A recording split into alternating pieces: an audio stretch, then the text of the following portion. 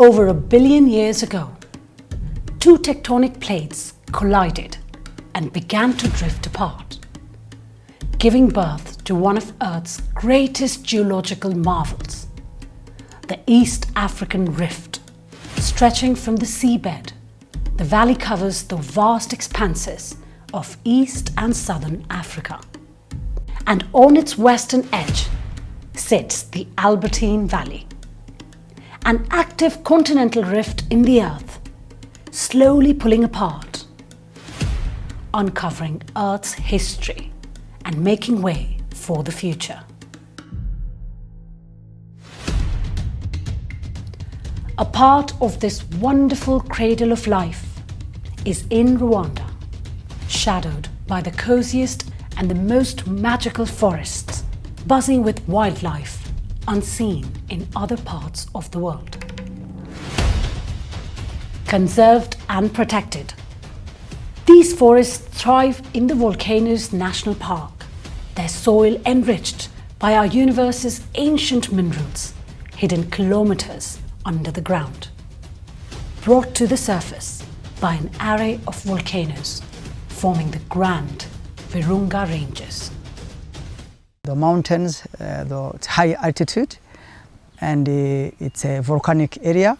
So wherever you move around here, it's kind of there signs of the old, or volcanic eruption in the past. So like you can see the volcanic soil, very very fertile, but also volcanic rocks, the caves, and it's all part of the habitat. Very very interestingly, you see a very very kind of rich like ecosystem with different species of wildlife in that small area. Most people associate Volcanoes National Park with the great mountain gorillas as its prime attraction. And while the charm of the animals is second to none, the same forests offer thrill seekers another spectacular adventure, hiking up the tallest volcano of the ranges, towering at just over 4,500 meters, Karisimbi. Karisimbi is the tallest mountain in the Virunga Range. It's one of the beautiful mountains for hiking, as it gives it all, whatever a person who likes adventure tourism could expect. Karisimbi actually in our mother tongue is ice, amasimbi. Sometimes you can wake up and find the place is whitey. You can see amasimbi far from Karisimbi. You can imagine where you are there. You enjoy each and every minute when you are hiking, as you are in the jungle, enjoying flowers, enjoying some friendly animals, nature, beautiful trees and shrubs, and the best views. And when you are at the top, you are like, wow, I'm right now at the top of the world. And to get to the top of the world, the journey begins in Musanze, a small city at the foothills of the Virunga Ranges, where two hikers, Charlotte and Anthony, are ready to take on the challenge. We're just going up to Kinigi sort of base camp tourist area where we'll meet our guide, have a coffee and get ready to go really. Really looking forward to getting set on and making some inroads into this mountain.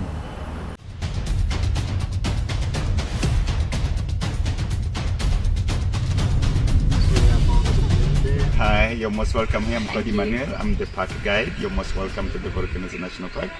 So we are doing the highest point in Rwanda, means 4,507 meters. To hike these mountains take 2 days. It's a really nice hike. Have you been to the mountains like this?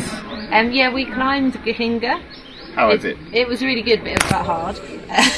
Is Karisimbi going to be the same or harder? Let's expect a little bit of the challenge. Is it steeper? Oh yeah, it's steep and mad, but you're gonna do it. It's a great challenge. Okay. I'm sure you're gonna enjoy it. Rain gears, proper boots. I can see you're ready in boots. So these are actually the proper ones. And then if you're ready, let's go. Let's go.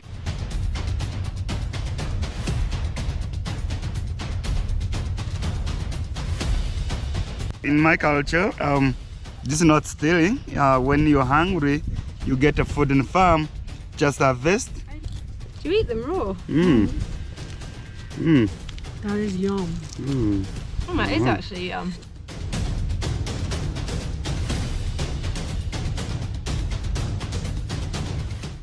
We have this stone wall, it's known as buffalo wall.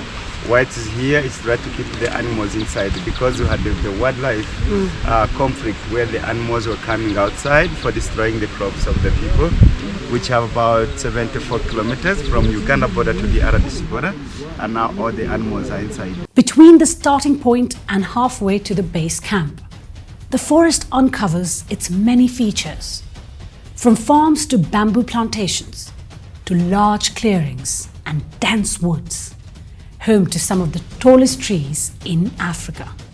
These trees are having more than 300 years old. Wow. And we call them Guinea bitinica, and they're called African redwood trees. Oh, okay. Yeah, because they found the first time in Ethiopia, and Ethiopia was called Abyssinica. So, but that means that they come from Ethiopia. That's they were found the first time. With each step on the trail, the altitude grows, changing the terrain and the scenery, from babbling brooks to colorful flowers, all in a matter of minutes. Oh, that is the Karisimbi. How far from here? Yeah, we are now 3,500 meters. On the top, it's 4,507 meters. We are just 1,007 meters away. At 3,500 meters, the base camp of Karisimbi has panoramic views of 3 other volcanoes, a skyline of clouds, and wide valleys. A scenery well earned after hours spent hiking through the forests below. Look at that! Whenever do you get to see like a volcano? It is actually unreal, like completely unexpected view. I am amazed, and I think we're really, really lucky that it's like clear. Yeah, we just reached the base camp, just at the foot of our ascent to Karisimbi, which we're going to do tomorrow. Yeah, when I got to the top, it was so incredible, the view, that I just thought I don't need to go to the actual top of Karisimbi. Obviously, I still want to and would like to go to the top and hope I will get there. But it is an absolutely incredible base. For us, take us 6 hours because we had really enjoying, take our time. I know when you really want to hike from the bottom to here, can take us 3 hours. For us, take us 6 hours because we want to enjoy more. So I don't take the people by rushing, so to give us a chance to enjoy all these beautiful Agenia, these sundress nescio, these blackberries, these hypericums. These are the great vegetation you can enjoy. So it's beyond a hike, it's even enjoyable. So up here we've got accommodation in a hut, which is way more than I thought. I thought we'd just be staying in the tent, really. This looks great. Looks like a fire pit for cooking food, owning the toilet. So if they don't need to go like the gorillas, everything is great. It's gonna be a fun night. I'm feeling great. It was a brilliant walk and amazing when we got to the top. Amazing view. So I couldn't even have imagined. The Karisimbi is one of these beautiful mountains that have one of the highest points in Africa.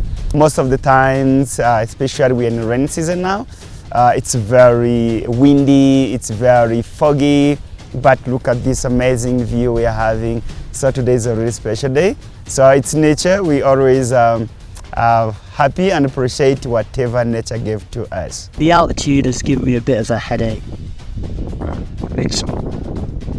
But that's fading now, so I'm feeling good. It's chilling, yeah. But a nice one, it's quite refreshing. Now it's very, very cold up the top, freezing cold. So I can't wait to get some dry and warm clothes on. The porters and our guide, Emmanuel, are doing great. And the gorilla tours guys are doing great as well. They've helped us the whole way up. There's some bits of difficult parts to get up, and they've helped us, held our hands, carried our bags, sorted out our gaiters when they're falling off. They've been brilliant. Tomorrow we're gonna do more because we have to take 1,000 meters, then we have to go all the way down. But still we have a whole day, it's fine. Tomorrow is our day. Yeah. We've got some lovely corn here, which has been brought by these guys. Manuel picked it up on the way up, and it was a very, very good idea. We're all keeping lovely and warm by the fire. The ascent to the top of Karisimbi begins at first light. And over the next 2 hours, harsh winds, poor visibility, cold rain, and Afro-alpine vegetation make up the environment.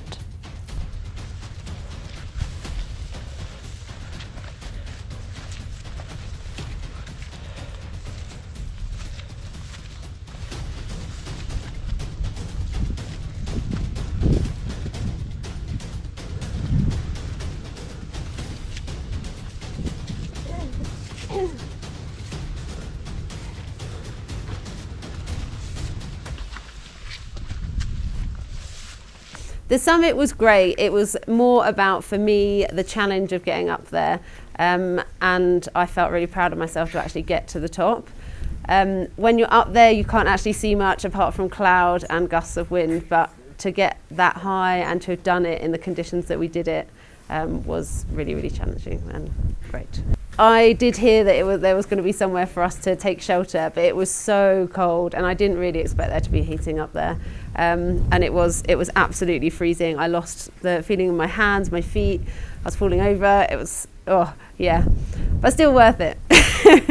I mean, it's mountains. Everything's unpredictable, so you can't have everything your own way. Some people in our group saw a buffalo. Unfortunately, I just saw a rustling bush. We also saw a buffalo skull on the way down, which was cool. And there's some really interesting alien flora and fauna as we went up the mountain. I was very happy to have my team today. It was a really strong one and adventurous and determined, you know. I was really enjoying to have my team today. I was the first person to get to the top, but I couldn't have done it without my guide who was taking me up. He was brilliant support, and yeah, I definitely wouldn't have done it if he wasn't there. It's organised really, really well by RDB, the tourism board. It's like they pick you up, and from the moment that you're picked up at the RDB office, they take care of you until now, so I imagine it's going to continue until I get down to the bottom. And then Beyond Gorillas have also been fantastic. They've looked after us as well. They've sorted out places for us to sleep. And they sorted out our food, and our food has been absolutely delicious. So yeah, it's just been fantastic. So I'd like to thank everybody that's been involved on our trip. So I've climbed other volcanoes here, and I'd say that Karisimbi is probably the best one that I've done. It was really, really challenging, but I like a challenge. And just all the things you see on the way up, it's just a different kind of walk. And the halfway point is just beautiful when you can see it, and then when you get to the top, it feels really, really good. Actually, today the Karisimbi was great and challenging because it was so windy and crazy cold. Yeah, but that's actually make it unique and this great adventure. It was awesome. That's why I do recommend everybody to come to Rwanda, come to visit Rwanda, come to visit Karisimbi.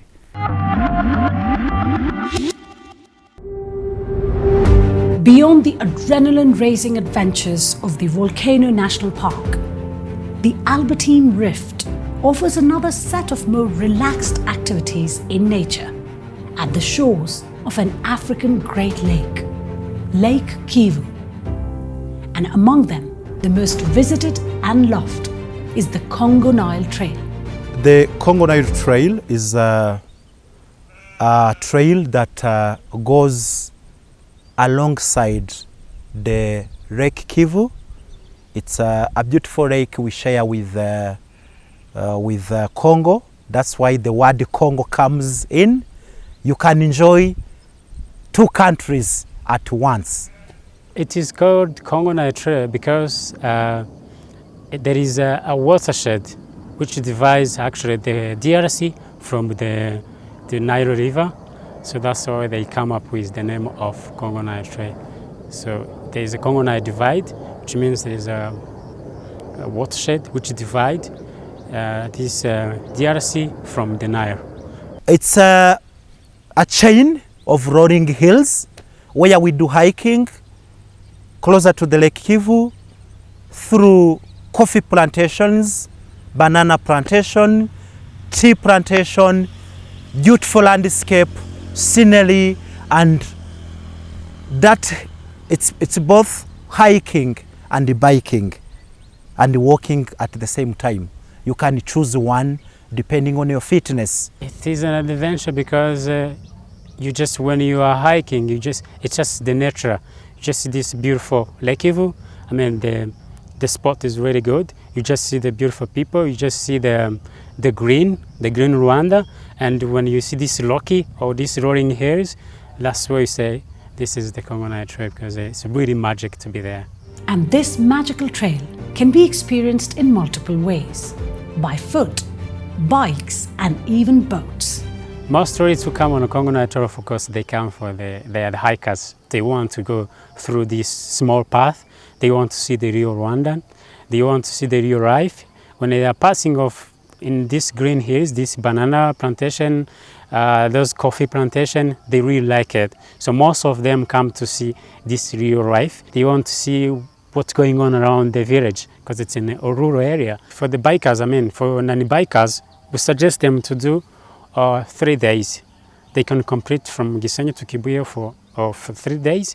For the bikers, we suggest to do 2 challenging days. If you are fit enough, we give you a 10 days walking from Gisenyi, Rubavu to Rusizi. The Congo-Nile-Trail starts from the north of Lake Kivu and it ends to the south of Lake Kivu. The end point is in Rusizi around Kamembe Airport, closer to Republic Democratic of Congo. The highest altitude is about 2,300 meters and the smallest is about 1,400 meters above the sea. The Congo-Nile-Trail is actually one of the first certified trail we have ever had in tourism. 10 years back, when RDB, the Tourism Development Department, was working closely with partners like GIZ, MasterCard Foundation, where they tried to make the trail very beautiful as a source of income to the locals living along the trail. After certifying the trail, they tried to connect the trail with the communities living around. And that's the purpose of the Congo-Nile-Trail, connecting tourists to community.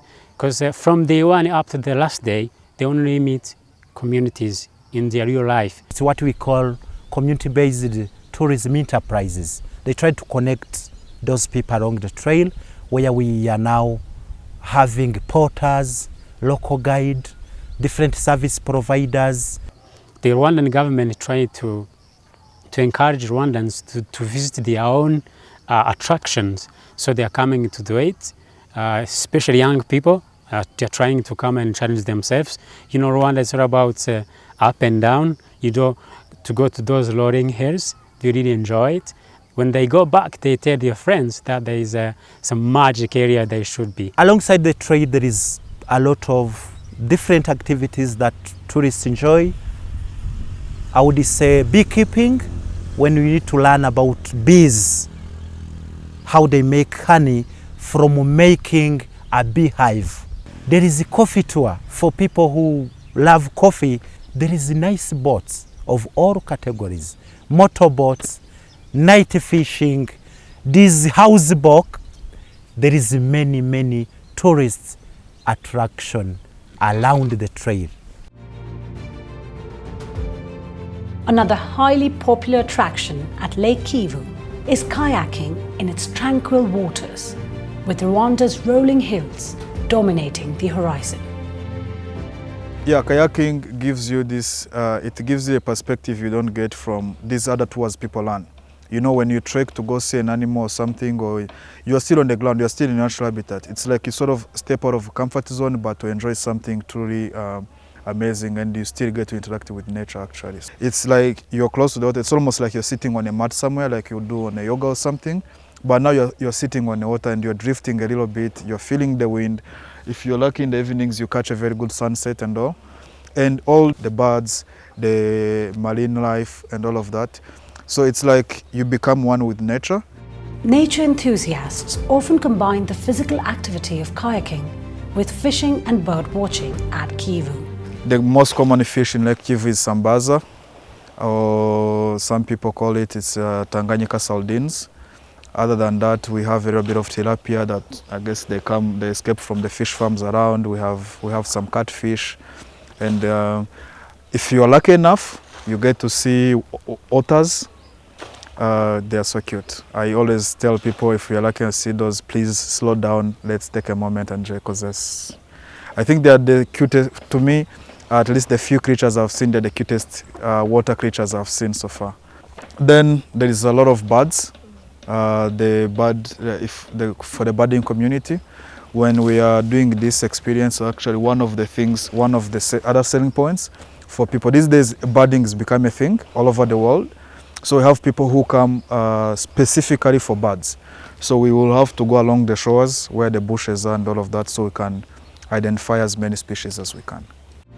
The diversity of wildlife at the shores of Kivu is testament to the lake's ancient geology and iconic biology.